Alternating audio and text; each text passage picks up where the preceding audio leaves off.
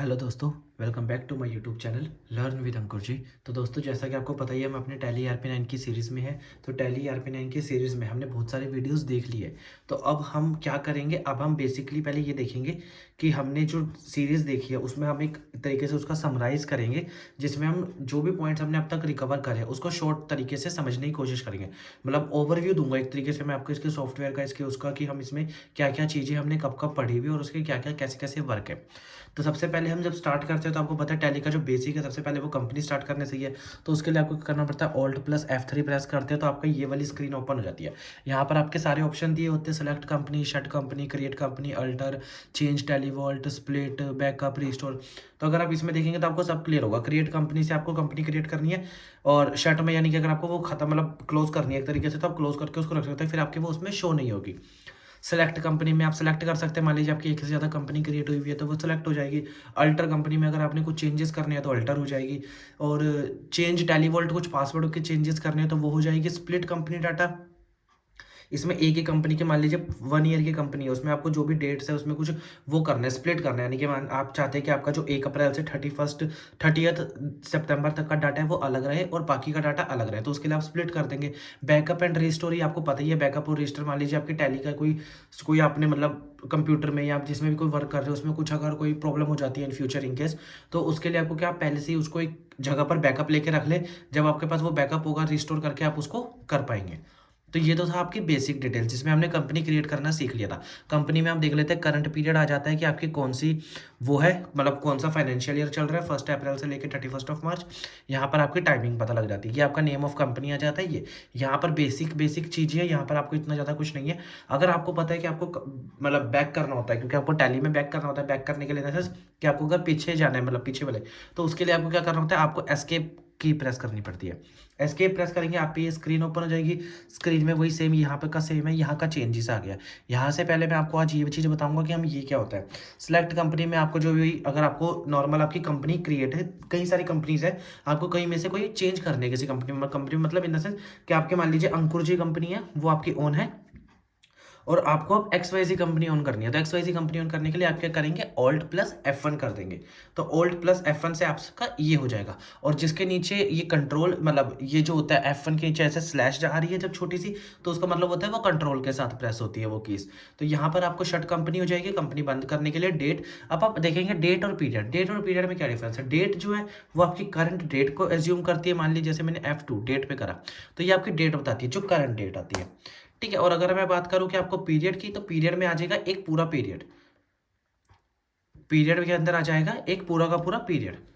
I hope gas आपको ये point clear हो होंगे। कंपनी में हमने खोली रखी है, कंपनी इन्फो में आप जाएंगे तो आपको इन्फो के बारे में कंपनी का पता लग जाएगा। F11 फीचर्स और F2 कॉन्फ़िगरेशन। फीचर्स और कॉन्फ़िगरेशन के बारे में मैं आपको पहले बता चुका हूँ। फीचर्स में हम कई तरीके के फीचर्स होते हैं, आज मैं पहले आपको फीचर्स ही क्लियर कर देता हूँ। इधर हम कर रहे हैं फीचर्स में, आप 3 तरीके के फीचर्स पढ़ते हैं इसके अंदर mainly. Accounting features, inventory features, statutory and taxation. Accounting features जो होते हैं वो अकाउंटिंग से रिलेटेड होते हैं, मतलब कि जैसे कि आपको किसी बुक में क्या एंट्री करनी है, कब एंट्री करनी है, क्या चेंजेस करने हैं, किसी बारे में क्या करना है। इन्वेंट्री में आपके स्टॉक से रिलेटेड होते हैं, मतलब कि स्टॉक आइटम आपको कितने गोदाम में मेंटेन करके रखना है, क्या आपकी स्टॉक आइटम है, क्या आप नेट सेलिंग प्राइस पे करेंगे।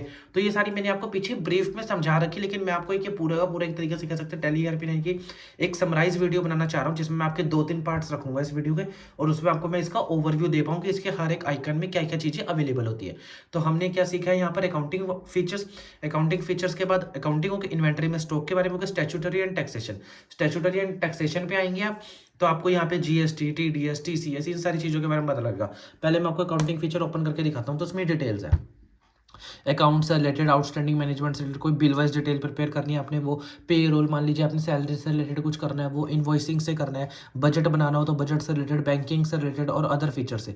तो यहाँ पर आपको बेसिक, आपको ये सारे पॉइंट्स प्रीवियस वीडियो में क्लियर होंगे एक एक करके, जहाँ जहाँ पे जिस जिसके यूज़ थे।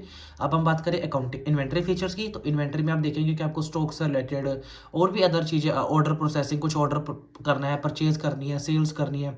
तो जब आपको जहाँ जहाँ आपका स्टॉक इम्पैक्ट होता है, तो उसके लिए हमारे को जो सारी के सारी जो मतलब कहते हैं ना, एक हमें कुछ सेटिंग्स ऑन ऑफ करनी पड़ती है, तो वो सारी आपकी इन्वेंटरी फीचर्स में रहती है। एस्केप कर लीजिए, बैक हो जाएगा। फिर आपको क्या देखना, स्टैट्यूटरी फीचर्स। स्टैट्यूटरी फीचर्स में आप देखेंगे GST है, वैट है, एक्साइज है, सर्विस है, TDS है, TCS है। सर्विस, GST वगैरह ये सारी चीज़ें मैंने क्लियर करी रखी है वीडियोज़ में। अगर आपको नहीं क्लियर है तो मैं इसके नीचे एक प्लेलिस्ट का लिंक अटैच कर दूंगा, वो आप सारी की सारी प्लेलिस्ट वॉच कर सकते हैं। तो ये तो था हमारा इसका कि हमारे को हमने F11 फीचर्स देख लिया। अब बारी आती है F12 configuration.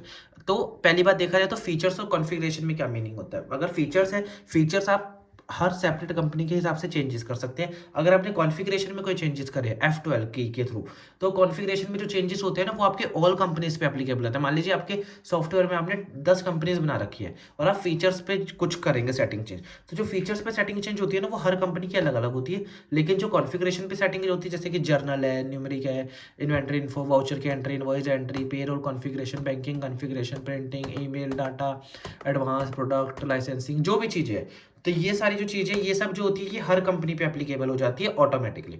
I hope guys आपको ये पॉइंट क्लियर हो गया होगा। अगर आपको ये वीडियो अच्छी लग रही है और आप चाहते हैं कि मैं इसको ऐसे कंटिन्यू रखूं और आने वाली वीडियोस में आपको मैं बाकी के और एक्सप्लेन करूं जो हमारे इसके अंदर आती है चीज़ें, तो प्लीज़ गाइस इस वीडियो को ज़्यादा से ज़्यादा लाइक करें, शेयर करें, कमेंट करें और हो सके तो मेरे चैनल को सब्सक्राइब करें। आई होप गाइस आपको वीडियोस पसंद आ रही है। Thank you for watching guys.